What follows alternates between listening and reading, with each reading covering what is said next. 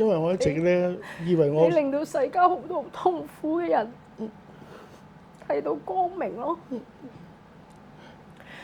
咁佢話覺得係好欣慰，因為佢喺佢靈界覺得好温暖，佢好。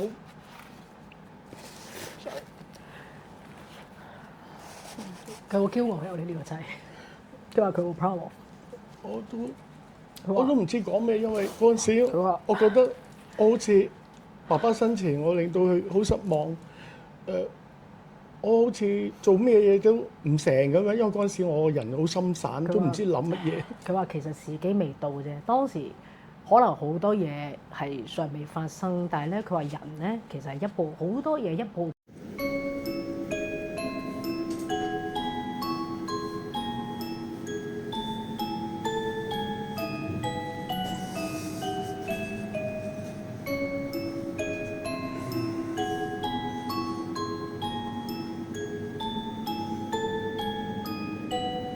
喂，各位粉絲、各位朋友，歡迎大家嚟到凌晨空間之法界領領航航。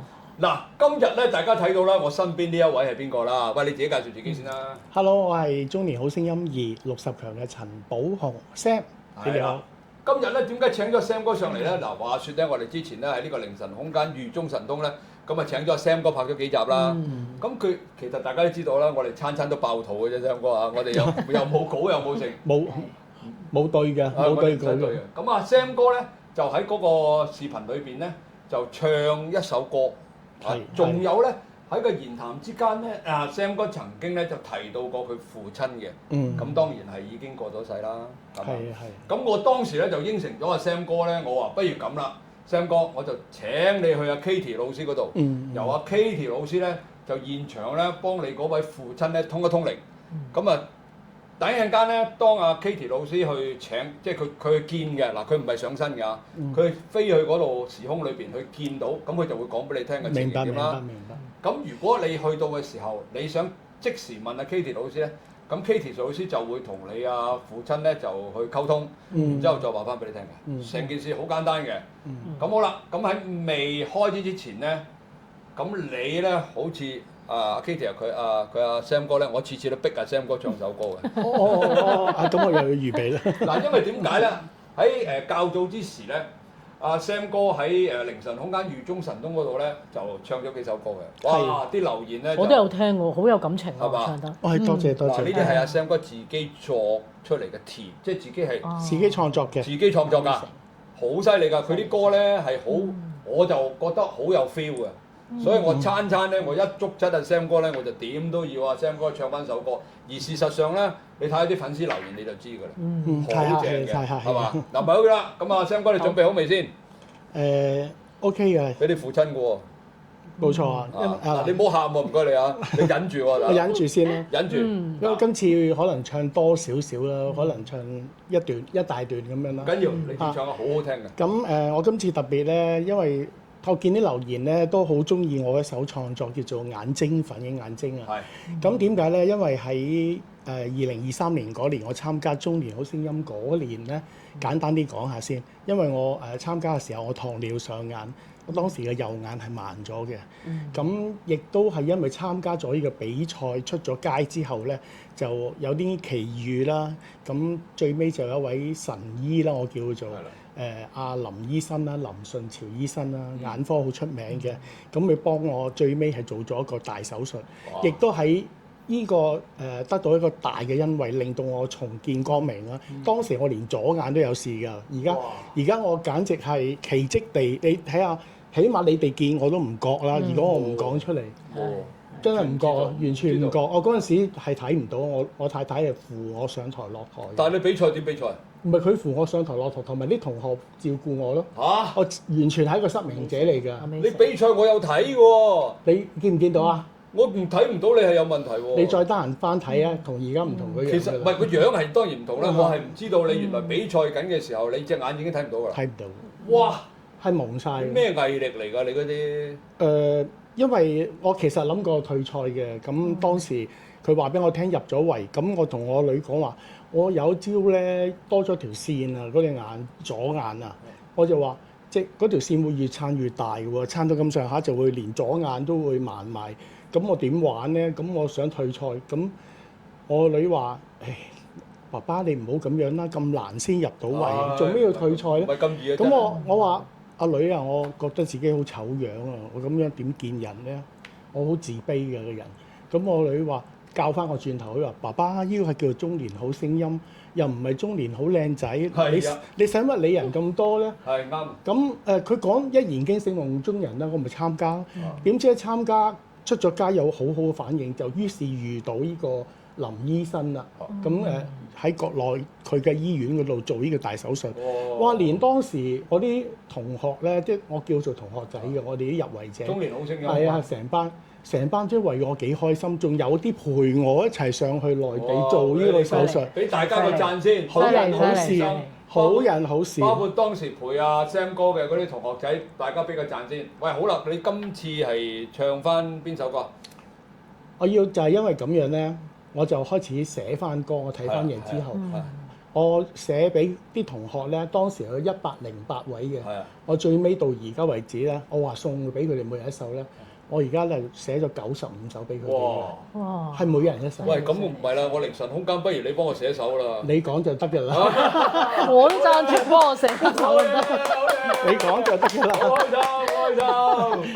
喂，咁啊冇事不宜遲啦。好啦，我哋開始啦喎。咁其中一首都係寫翻俾我自己嘅，係講呢首歌咧叫做《眼睛反映眼睛》。好有意思嘅，係講我哋人與人之間咧溝通嘅時候，如果認真咁看待咧，你會發覺對方嘅眼睛嘅瞳孔入邊咧，會反映翻我哋嘅樣貌出嚟嘅。咁如果點解會留意到咧？就係因為你哋講嘢真誠同埋好專心咁聽人哋講嘢，望住人哋。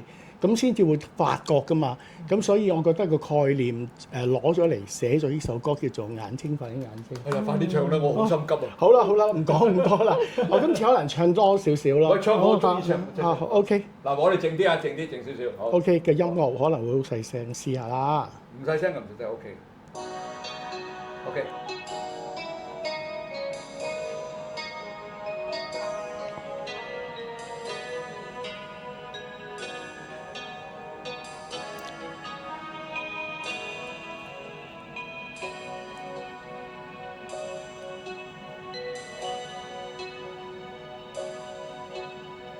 寬敞的跑道作起飛，乍現環動，繁忙世界獨躲在裂縫，各自各天空，就似冰封之城碎了。今天你入我夢，初次碰見，灑與悲在閃碰。蛻變這天氣，當天的我太過自卑，完全由你導向天涯遠飛，暖意散出光亮，錯着雲層上客機，快樂腳步節奏漸提起。Yeah，來見證，我可以破冰，足以後劇情。約定能用各種表情，眼睛反映眼睛，能戰勝最黑暗處境，用笑代替肢體，不需作聲，誠心許願望流星，用我感情和應。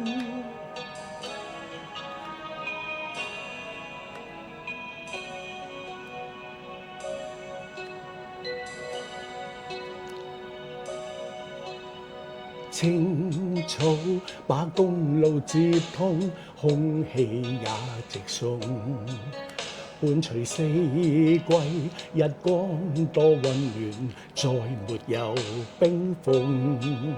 讓我輕裝喜恨，懷着初心，每日讚頌。冰痕與淚相比，變做煽風。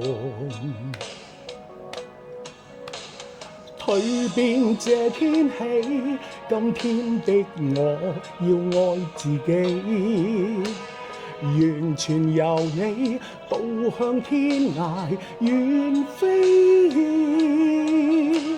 暖意散出光亮，錯着雲層上客機，快樂腳步節奏漸提起，來見證我可以破冰，足以後劇情，約定能用各種表情，眼睛反映眼睛，能戰勝最黑暗處境，用笑代替肢體，不需作聲，誠心許願望流星，用我感情和應。唉，多謝咁多位。喂，完㗎啦，未完冇啊嘅，太長啦，唔好啦。哇！真係聽出自由啊，真係。多謝。我好感動啊，我覺得我呢首歌。覺得唔公平嘅。呢個世界點會有唱歌咁好聽，我唱得咁差嘅？唔係，我可能我唱自己嘅古仔比較投入啲啦，同埋呢首歌，我唔知係咪對眼好翻之後嗰一刻之後就寫嘅呢首歌，我覺得係咪有啲天意幫下我咁樣咧？嗱，呢啲咧就等我哋嗱，首先一陣間問下呢個問題先。我建議第一集咧，我哋今集咧，咁我哋咁辛苦請到 Sam 哥唱嚟咧，咁梗係拍幾集啦。咁今集咧先還咗你個心願先，因為你上一次咧拍嘅時候咧，喺阿鐘師傅嗰度咧，你就講話想即係問一問你爹。你一講話一講話，你使唔使同你爸爸通一通嚟？我就即刻話想啊，咩反應咁就？我梗係啦，我應承到阿 Sam 哥，我哋講咗就係要做㗎啦。咁今日咧好啦，嗱而家到我哋而家除咗你聽你嘅好歌之外咧，就輪到 Katie 老師出場咯。各位粉絲、各位朋友喺呢度隆重宣佈啊！嚟緊嘅7月10號，我喺 YouTube 有一個新頻道叫做娛樂組曲，係咗呢個組嗰個組 COOK 嗰個曲啊。咁喺呢個新頻道裏邊咧，我哋邀請到好多娛樂圈啦、台前幕後啦，例如中年好聲音，仲有啦導演啦、編導啦、配樂啦，所有娛樂圈嘅台前幕後嘅嘉賓咧，都會上我呢個頻道。第一，食好嘢，係啊；第二就係坐低咧，去同我哋傾一傾佢嘅近況啦，甚至乎咧，我有呢個風水命理大師咧，同佢哋一齊咧去算一算命嘅。嗱，呢個咁精彩嘅頻道叫做娛樂組曲，7月10號正式上線。多謝大家繼續支持，多謝，我哋講聲拜拜，7月10號見。Katie 老師你好，我建議咁樣啦，嗱等間咧，因為我哋拍片就冇夾定㗎，你想問乜就問乜。你想做乜就？你有冇嘢預先想話俾 Katie 佬聽先？如果冇嘅就直接去揾㗎咯喎。因為我爸爸嘅太太咧，即係我繼母嚟嘅，佢係早佢一年咧因為心臟衰竭走嘅。而至於1年後咧，我爸爸咧就係患食道癌咁走嘅，咁都好辛苦當時。咁我真係好關心佢。當時我係一個唔係好出聲嘅後生仔啦，同埋可能喺佢眼中我唔係咁成才啦，又真係講真啦，我一餐茶都冇請過佢飲，覺得有啲內疚咯。咁到你而家後嚟經過好多事啦，個人就大咗啦，成熟咗啦，咁都周不時都掛住佢，因為實在我爸爸喺細個嘅時候咧。由於父母離異咧，佢獨力咁樣照顧我咧，佢都好錫我嘅。咁我爸爸係一啲好傳統嘅男人嚟嘅，幾乎都好少講心入邊嘅説話。夠啦！俾你成條故事講晒俾佢聽，等緊佢即刻照翻，以為佢假嘅。唔係，都係想問翻佢而家過得好唔好啦？係咪同翻我個繼母一齊啦？即係最主要呢兩樣嘢。係啦。好啦，到時佢見到之後，佢講嘅時候，你先再繼續問。好，唔該你。我哋而家開始啊。好，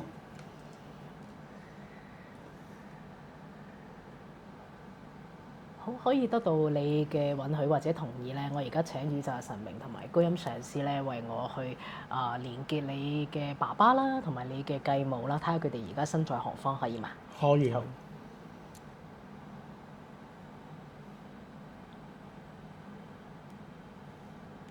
爸爸係喺靈界嘅。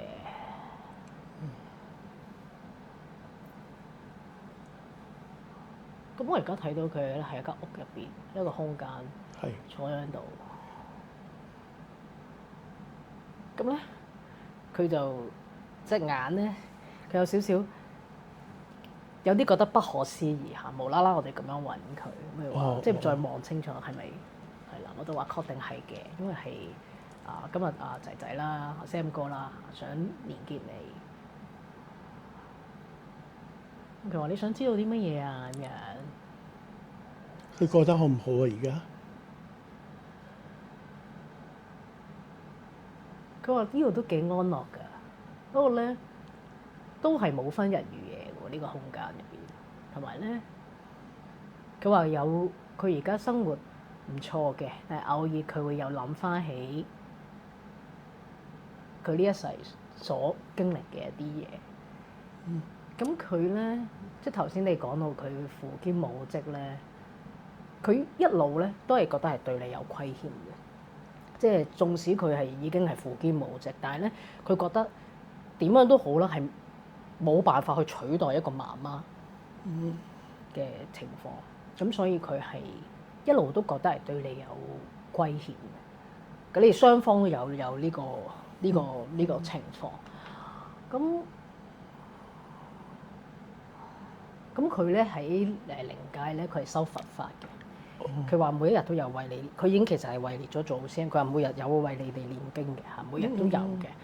佢都話你啱啱你講上一次你嗰個病咧係好危險嘅，真係好危險嘅。佢話佢每一日都，佢話唉，每一日都度日如年咁啊，日日都唔好咁樣，每日念經啦，我已經咁啊好彩啦咁樣。佢話唔知係佛光定係佛祖嘅顯靈啦，真係奇蹟發生啦咁樣。佢想你知道咧，其實你喺陽間啦，即係而家咧，你發生其實任何事，你爸爸佢已經變成你嘅祖先，佢知道，佢全部知道。佢話好容易嘅咋，其實基本上咧，佢係憑一個感應啊，佢唔係睇嘅喎，佢係憑一個感應係知道你喺陽間所做嘅一切啦。佢話而家，佢話好開心啊！你揾到你人生嘅嗰個意義，透由歌聲，透由創作。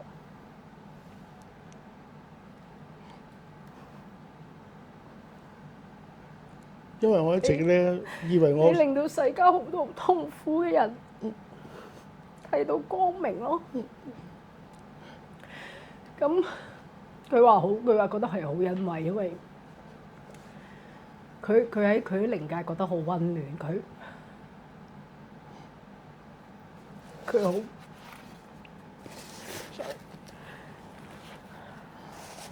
佢好驕傲有你呢個仔，佢話佢好 proud。我都唔知講咩，因為嗰陣時我覺得我好似爸爸生前，我令到佢好失望。我好似做咩嘢都唔成咁樣，因為嗰陣時我人好心散，都唔知諗乜嘢。佢話其實時機未到啫，當時可能好多嘢係尚未發生，但係咧佢話人咧其實係好多嘢一步步一個經歷，我哋係行出嚟。其實佢話喺靈界入邊。佢睇到自己好多喺人間冇發生嘅嘢，好多好遺憾。但係佢話其實呢啲都唔重要，因為呢啲只不過係一個經歷，係去讓我哋嘅人生有更加多嘅歷練。但係佢而家係佢係好想我傳達。佢話你無論如何都要傳達俾我仔聽，我係以佢為榮。多謝佢，我就係最想聽到佢。我覺得頭先我點解咁感觸咧？因為我係覺得阿 Sam 哥個歌聲咧，佢真係可以令到好多人喺個黑暗中咧睇得翻希望，咪睇得翻光明。咁你個歌裏邊頭先有一句咧，我覺得好感動。你話一個蛻變之後咧，你要識得愛自己，愛翻自己。咁你呢句嘢咧，我好感觸，因為大家睇過我生死之門嗰段片，我都有經歷過爭啲離開啊，爭啲登出呢個世界。咁我嗰陣時咧，同你嗰首歌描述係好一樣嘅，因為我係跨過咗個生死之門，所以我同我自己講，我一定要蛻變，同埋我要愛我自己，所以呢個係多謝你。一陣間我都會問多一樣關於所以呢個首歌係嘅你嘅歌係會，其實你唔係淨係個歌詞嘅，你個音樂、你個音律、你個聲音嗰個震頻，即係就算可能你唔係唱嗰個歌詞，你就算可能哼一段 ad-lib， 咁你嗰個唔知點解你嗰個聲咧，你可以令啲人咧好撫慰佢哋嗰個傷心咯，同埋係你會令到嗰啲人係有一個溫暖，即係好似有首歌。無論你生活幾唔如意都好啦，有首歌去陪你繼續有一個力量同埋溫暖前行。但係當然你嘅人生都揀咗一個即係經歷呢個大手術嘅啟蒙咯。係，但係你爸爸係我覺得佢都係一個好了不起嘅爸爸，真係佢對你嘅愛係超脫咗我哋嘅人間同埋佢生前係好嚴格嘅，咁但係估唔到佢會同我講啲咁，即係我都估唔到。因為佢頭先開頭咧，我連結嘅時候，佢有少少不可置信嘅。佢係話：咦，你哋真係陽間嘅？我話係啊，Sam 哥，我作為一個好似翻譯員使者，去同你去問大家去通靈，去問一啲信息嘅。咁所以佢又再三去確認，然後我再三去問。咁唔好意思啊，頭先阿 Sam 哥有提過咧，佢嗰個養母點樣啊？而家有冇同係啦？等我問一問。繼母 ，sorry 啊。佢哋一齊㗎。哦，一齊。係啊，佢哋一齊㗎。佢哋喺一個空間咧一齊修行，佢哋個關係升華咗。喺陽間咧就夫妻關係啦，而家咧更加係似一個好似 partner，即係佢哋係一齊修行嘅，咁亦都係咧修行佛法。佢哋喺同一個空間，亦都係相處係唔錯嘅嚇。嗰個空間咧係喺靈，雖然係靈界啦嚇，唔係天界。靈界咧係一個比較 peaceful 啦，比較舒服嘅地方咯。係啊，所以佢哋係幾安樂同埋自在，同埋佢係話佢好努力。其實佢而家佢哋為連你哋嘅祖先咧，佢話其實做祖先都要做好多嘢㗎，所以我哋自己咧都會去做好多嘅修行咁樣咯嚇。即係庇佑我哋後人啦，你有咩問題嘅？仲想問啊 Kitty 老師？真係好犀利，實在頭先真係。想睇下佢哋有即係會唔會有咩特別嘅需要啦？想有咩期望啦？佢話其實佢唔係話要你燒咩金銀衣紙乜嘢嘅，佢嘅要求就係只要你喺呢度活得開心、快樂、自在，就係對佢係最好嘅禮物。係啊，所以我覺得佢好偉大。佢唔係話開口話我唔夠衣紙，你燒啦，問咩？佢冇㗎。其實佢係好，我唔知啊。我頭先同佢溝通，我覺得佢個心係好柔軟，同埋佢係可能同喺人間佢嘅性格，人間有啲唔同啦。但係其實有時咧人好得意㗎喎。我哋去咗另一個地方，展開另一個嘅旅程咧，我哋會有變化㗎喎。即係一個人嘅性格，但係其實我哋深化啲咧，我成日都講一樣嘢就係，我哋每個人都有個靈魂嘅特質嘅，無論我哋投胎幾多次，呢個特質係唔會變。例如你個特質係善良咁，你可能歷經幾千世，你都係一個善良嘅人，呢個係唔會改變嘅。無論你喺邊個朝代，你飾演咩角色，男好女好咩職業，你嘅善良特質係冇變。但係你爸爸我睇到佢個心係好柔軟，亦都係好愛你哋。所以有時咧，我做一啲先人嘅問事咧，其實好多次㗎啦。我做呢啲先人通靈咧，其實發現咧，愛咧係絕對超越晒所有嘅六道、所有嘅法界。愛嘅能量係好 powerful，係即係就算係我哋嘅父母親離開啦，你都會好感受到佢哋嘅嗰個愛意。調翻轉咧，你為人父母嘅話，你離開咗呢個世上，其實你對仔女嘅愛都一樣。呢個愛係生生不息，係不斷有循環。呢個我好深嘅體驗。因為咧，我以前教課教身心靈課程咧，我哋係有喺堂上面學通靈祖先。咁我好多學生咧，一通靈到咧，因為我啲學生比較後生嚇，通靈到佢哋死咗嘅婆婆啊、爺爺啊、公公啊，個個都一通都喊到，即係同我頭先個反應一樣嘅，因為佢哋自己係冇得假嘅，嗰個就係我婆婆，就係我嫲嫲嗰一下嗰個連結啊！咁我想問咧，頭先啦，突然間你要喊得咁緊要係咩事啊？嗰個係佢祖先啫，點解唔係佢個爹哋啫？唔係你嘅爹哋嚟，點解你會突然間咁樣？有因為咩佢頭先講咗呢樣嘢嗰個愛係好感動，即係等於好似你睇一套電影咁樣，如果係描述一個父子情嘅，你會睇到係好感觸咯，即係覺得啊，真係呢個愛真係好偉大。再加上可能之前我唱首歌咁樣，啲音樂可以觸動到，會唔會啊咁啊？唔係呢首歌，你講嗰首歌 exactly 就係我嗰個生死之門嘅經歷啦。我嗰時我都講過好多次，我話如果我嗰次死唔去嘅話，咁我就要諗要好好地做人。即係佢有一個故事你要點樣？佢入咗醫院，喺差唔多真係生死之間，間，突然間生死之間諗咗好多嘢。喺天堂啊，好光啊！因為我創作呢首歌嗰陣時，就係我重見光明之後啊嘛，所以唔知係咪？同埋你一句歌詞係講個破冰咧，其實有少少咧呢個歌詞嘅意思就係。有少少我係同我過往我嘅自己不敗，迎接一個新嘅自己。其實呢個都係一個蛻變嚟嘅，即係我哋點樣去抌低咗我哋嘅舊嘅身份，迎接一個新嘅身份。咁我嗰陣時我個古仔就因為係一個生死之，所以你唱嗰個歌咧，有時我哋比較點樣講啊？我哋係比較細嗰啲叫咩？比較敏感體質啊！即係你嗰個所有你將個感情放落去，我係完全感受到個歌詞，甚至可能係阿 Sam 哥嘅。放大版5、6，我完全明白你寫嗰個歌嗰個，同埋加上頭先通靈啦，因為你爸爸講一句咧，我都好感動，就係好愛你同埋以你為榮。咁呢個係一個好 strong 嘅信息，即係我祖哥你都有仔女係咪先？感動。咁你即係你諗下，佢哋未講過喎。咁即係你，佢從來都未講過。我哋大家代入下啦，如果我哋爸爸或者媽媽同你講以你為榮，咁呢個係一件好 warm、好感動、好窩心嘅事。即係我頭先所講嗰個眼淚咧，係一個溫暖嘅眼淚。係一個開心嘅。當然。我真係如果咁講，我都流眼淚，真係我啲仔女咁講嘅，頂唔順啊，大佬。仲有一件少少嘅事咧，就突然間諗起嘅。咁我講過啦，上一次喺祖哥嘅節目嗰度，我話我繼母咧喺佢離開咗呢個世界，隔咗好似1個月到，我發夢見佢啊，佢就喺個 van 仔嗰度同我講話。啊！呢度都覺得幾好，不過好凍啊咁樣。咁我想問下佢而家喺嗰個世界仲有冇呢啲好凍嘅感覺咧？佢因為初期咧，佢應該當時佢未係好熟悉，即係未係好適應靈界嗰個生活啦。同埋佢嗰陣時咧係有啲留戀嘅，佢成日翻嚟陽間，咁所以佢亦都係有透入夢境嗰度去望一望啲親人啦，咁樣啦。你又係其中一個有接收到嘅人啦，咁而家咧我睇到佢嗰個能量咧，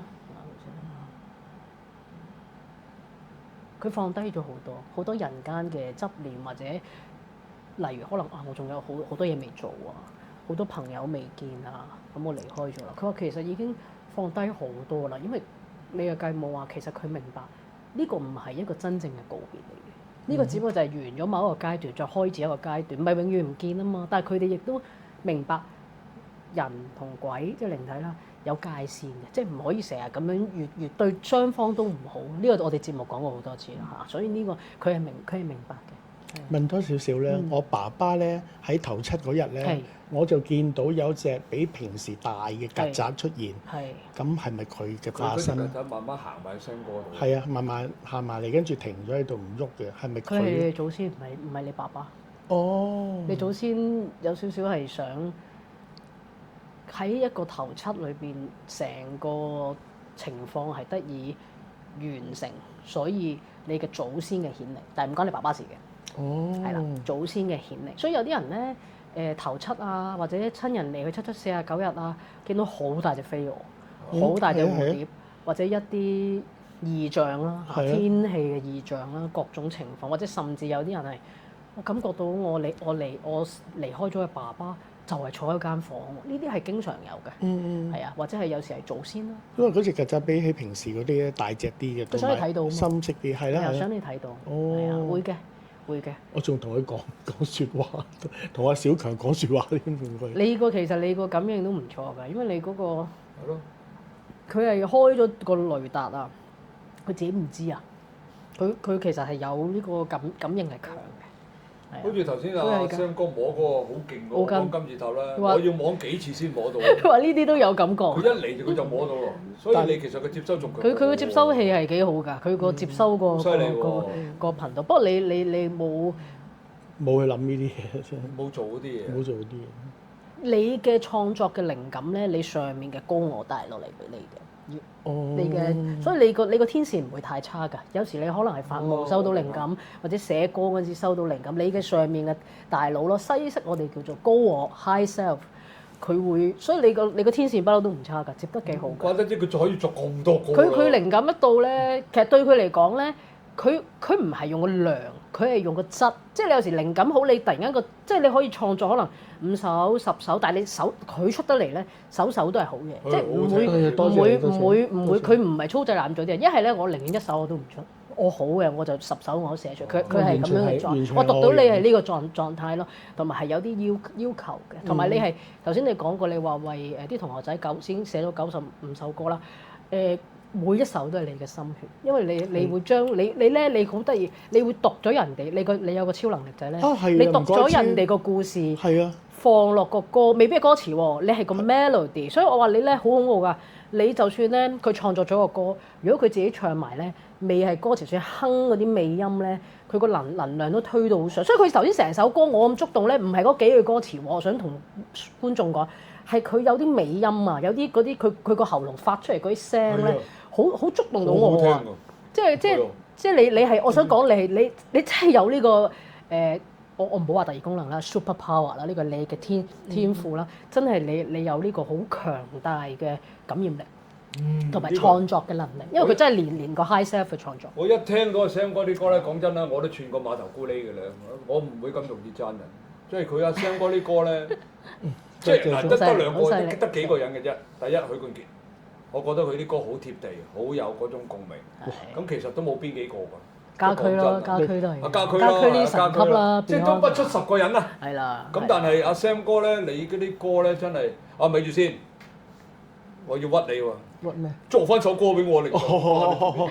要做歌如果你批准，我會嘅。哇！嗱，大家我屈硬阿 Sam 哥啦，冇得傾㗎啦，呢咁多粉絲面前。佢好好㗎，Sam 哥咧，佢真係咧，如果寫一個歌俾人咧。佢唔會自己閉關創作，你一定係會訪問翻個人，你想寫乜嘢，你刻骨銘心嘅經歷。不如你訪問我，我又會寫翻啦。可能我會寫生死之門啦，或者其他。即係我覺得有時咧，將自己一啲好寶貴嘅嘢藏喺個歌曲，然後個歌曲咧不斷咁樣散播出去咧，我覺得咁係好好啊。我當然會求證啦，但係其實咧嗰90幾首歌入邊咧，有好多首咧，我突然間靈感一到就寫，跟住我。根據我嘅，我唔知啊，我估下嗰個人有咩背景，有咩故事，通常寫到成70中嘅。哇！寫咗之後，嗰個人一聽就話：你點知㗎？真係啊！因為你真係佢嗰個天線好犀利，所以我就話佢自己懷有好多咧超能力，佢自己唔知，因為你呢個咧，除咗係你個創意咧，你。心靈感應、共感人哋呢個又係一個好強嘅能力。其實好多人都有呢種能力嘅。我絕對認同啊，因為 Sam 哥講真咧，大家我哋都有學歷都唔高㗎啦。你作歌咧就即係易過食菜啊！唔係，你叫我講，你邊點作啊？你抄10本書都做唔到啦。咁每個人都有每個人嘅天賦嘅，唔同嘅。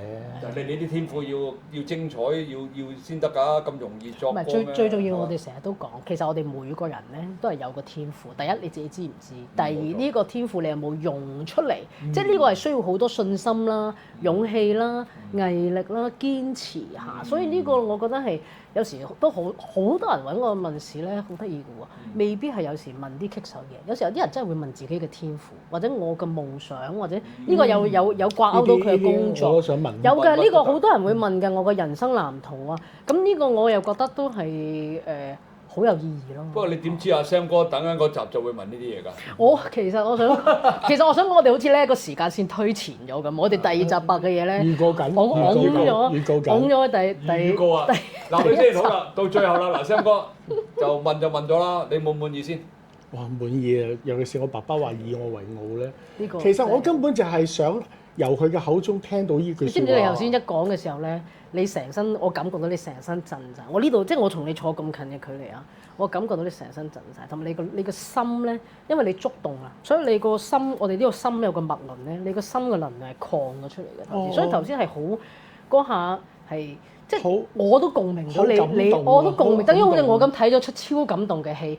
咁喂，我成日講人係有情緒係正常噶嘛，咁會咁樣咯，所以就有呢個。所以咧，其實以後一定要我喺度，咪個兩個喊到肥肥嚟啦，其實冇人遞紙巾。其實我祖哥你其實我想問我爸爸，但係我未問之前，佢已經講咗以我為傲，已經快過我啦。係喎，你嗰次同我講話，你想問都問佢，就係呢樣嘢喎。係啊，我就係想問呢樣嘢。你話最想聽到佢仲早過我答嘅，最想聽到嘅就係呢樣嘢啊嘛。係啊係啊，佢有一集上一集已經講過，誒唔係喎，幾吻合喎。係啊，真係估唔到喎，又估唔到喎。你冇俾我嗰條片俾佢睇噶嘛？冇噶嘛，都未出街噶嘛。咪住先，祖哥太多片。你今次係咪釋懷到先？釋懷好多，我而家鬆晒啦鬆晒，真係真係好有呢個感恩感覺啊，真係好多謝感恩 Kitty 老師，真係好多謝感恩，真係好多謝感恩祖哥，多謝。唔好咁講啦，緣分嚟嘅啫，我哋幾個都係走得埋都係一個緣分啦。咁喺我嘅角度嚟講咧，其實我係好欣賞阿 Sam 哥嘅，所以咧我極力咧要求阿 Sam 哥咧上多啲我啲頻道。啊，佢又好好喎，佢真係有時拱開啲約咧都去同我約。嗱呢個咧我要先多謝你先啦。我多謝你。咁好啦，呢集就差唔多啦。嗱，亦都多謝 Kitty 老師咧，話幫阿 Sam 哥咧嗰個父母親啦，就去做一個通靈啦。咁啊，往後嘅日子裏邊咧，嗱大家如果想類似有啲咁嘅問題咧，可以留言俾我哋啦，我哋盡量咧都會揾 Kitty 老師解答啦。咁今日亦都多謝阿 Sam 哥啦，好嘛？上嚟我哋呢個頻道，仲有唱咗一首咁好聽嘅歌俾我聽。真係好好聽呢首歌，係啦，真係要擺翻歌詞。就係觀眾細味啊！啲觀眾好似好多好大迴響啊嘛，話好中意呢首歌，所以特別唱長啲嘅。係啦，唔緊要，往後我咧會邀請阿 Sam 哥上嚟我個頻道咧，唱多啲歌俾大家聽嘅。哇！我諗全香港咧未有 YouTube 頻道裏邊咧會有一位中年好聲音唱首歌先至再講故事嘅。我哋有首創㗎啦，以歌會友啊嘛。我哋係首創㗎啦，呢個肯定首創。不過咁你哋都要留言多啲俾我，咁咧有個鼓勵咧，阿 Sam 哥先肯上嚟㗎。如果唔係，阿 Sam 哥都好忙㗎。好冇？咁啊呢集咧我哋就到呢度啦。嗱，大家記住點讚、收藏、轉發、撳個鐘仔，記住撳訂閱。仲有，如果你覺得好嘅咧，分享俾你身邊嘅朋友啦，或者你個朋友圈嘅。咁呢集咧我哋到呢度啦。記住我哋係凌晨空間之法界領航，身邊呢位中年好聲音嘅 Sam 哥。好啦，呢集到呢度啦，同粉絲講拜拜咯，拜拜。拜拜。